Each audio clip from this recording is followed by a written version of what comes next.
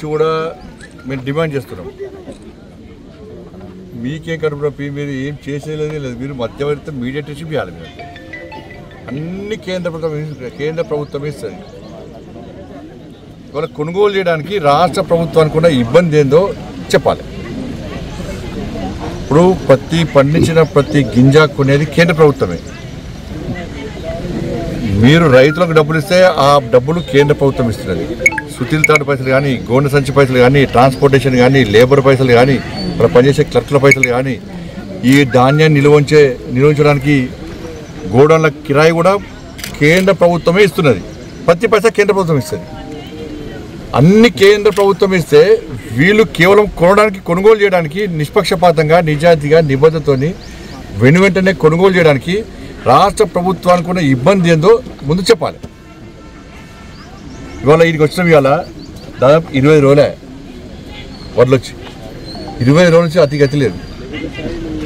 ఇవాళ ఉమ్మడి రాజన్న సిరిసిల్ల జిల్లా, కరీంనగర్ జిల్లా మాట్లాడుకుంటే 580 కొనుగోలు కేంద్రాలు ప్రారంభించినాం. ఉగాది తర్వాత దాదాపు 40 రోజులు దాటింది. రెండు కలిపి రాజన్న సిరిసిల్ల జిల్లా, కరీంనగర్ జిల్లా టార్గెట్ ఏంటంటే 7 లక్షల మెట్రిక్ టన్నులు.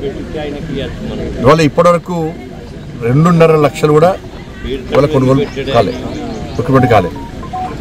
ఇవాళ తెలంగాణ రాష్ట్ర వ్యాప్తంగా ఇదే పరిస్థితి. రైతుల అకౌంట్లో డబ్బులు పడే పరిస్థితి లేదు. వాళ్ళకు ట్రాక్టర్లు లేవు. రైతుల ట్రాక్టర్లు తీసుకోవడం లారీలు అంటున్నారు. ఇవాళ నిన్న మొన్న వర్షాలు పడ్డాయి, అంతకుముందు వర్షాలు పడ్డాయి. వర్షాలు పడితే వర్షానికి తరుస్తున్నాయి, ఎండకి ఎండుతున్నాయి. ఇవాళ తరుగు పేరుతోని ఇవాళ ఇష్టానుసారంగా కడిగిస్తున్నారు.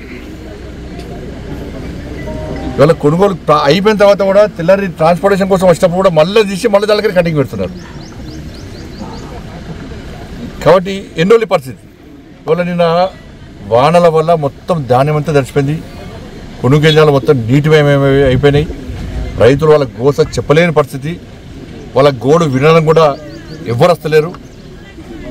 ఇవాళ అధికారులకు, జిల్లా కలెక్టర్లకు పూర్తి స్వేచ్ఛనిస్తే వాళ్ళు చేస్తారు పని. దీనిలో రాజకీయ జోక్యం. నిన్న ఇక్కడ కూడా ఎవరైనా కార్యకర్తలు, ఇతర పార్టీల కార్యకర్తలు వచ్చి కనీసం ప్రశ్నించే ప్రయత్నం చేస్తే కాంగ్రెస్ పార్టీ నాయకులు ఒత్తిడి తీసుకొచ్చి కేసులు పెడుతున్నారట. ఇక రాజకీయ చేసిన ముఖ్యమంత్రి గారు ఇవన్నీ పడుకోకుండా మొత్తం చేతెత్తేసింది. ఈయనతో ఏం కాదు అంటున్నాడు. మీతో వేరే విషయాలు ఏం కాదు కావచ్చు. ఇది కేంద్ర ప్రభుత్వం పైసలే ఇస్తుంది కదా, మీకున్న ఇబ్బంది ఏందో చెప్పాలి రాష్ట్ర ముఖ్యమంత్రి గారు. కాబట్టి తెలంగాణ రాష్ట్ర వ్యాప్తంగా కూడా రైతులు అరిగోస పడుతున్నారు. ఈ గోడు చెప్పడానికి వర్ణన అవుతాం ఇది. కాబట్టి ఇప్పటికైనా రాష్ట్ర ప్రభుత్వం స్పందించాలి.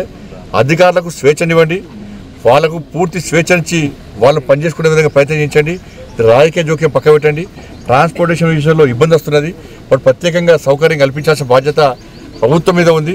బట్ వెంటనే ప్రభుత్వం స్పందించాల్సిగా డిమాండ్ చేస్తున్నాం.